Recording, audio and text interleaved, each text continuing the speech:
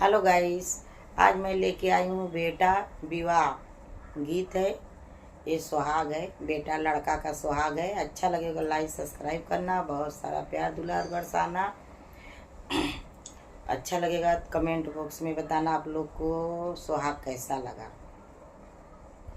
अरे बेरिया की बेरी तो आई बार जेऊ दूल्हे राम रजेऊ दूल्हे राम बिंद्रावने मती जा बाड़ई राजा का सोहा गया रे बिंद्रा बने माती जा बाड़ई राजा कसुआ।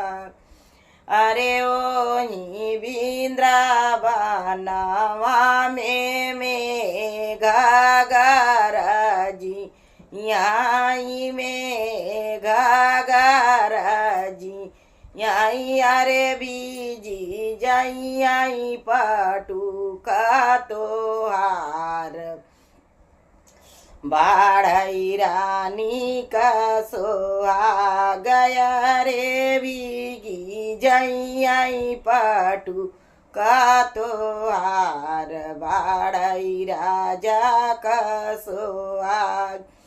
अरे भी गेला हाथी रे भी गेला घोड़ा अरे बीगी जाई आई सारी बारियात बाड़ राजा का सोहा गया रे बीगी जाई सारी बारियात बाड़ई राजा का सोहा गया रे घोड़ावा के ऊपर भी जाई दूल्हे कावाना राम दूल्हा हे कावाना राम अरे भीगी जाई आई चाना ना तो हार बाड़ई राजा का सोहा गया रे भीगी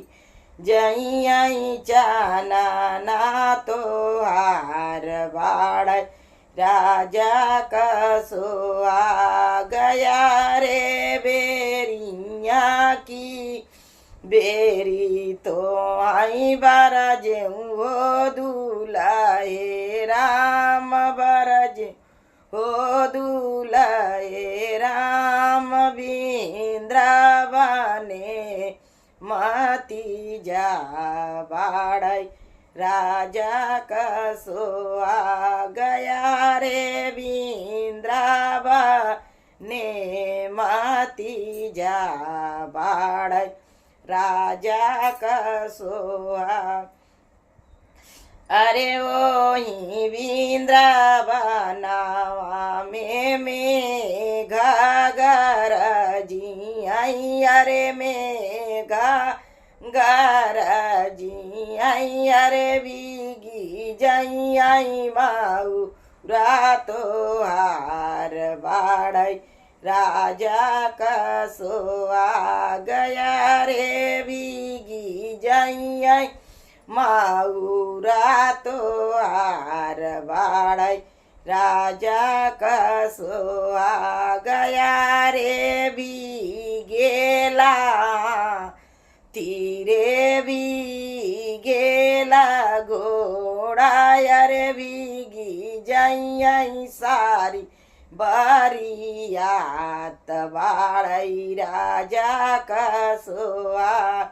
अरे बीगी जाई आई सारी बारियात बाड़ी राजा का सोहा गया रे घोड़ावा के ऊपर भी गई दूल्हे कावाना राम दूल्हा हे कावाना राम अरे चाना नाई घेवा रल जाई बाड़ई रानी का सोहाग।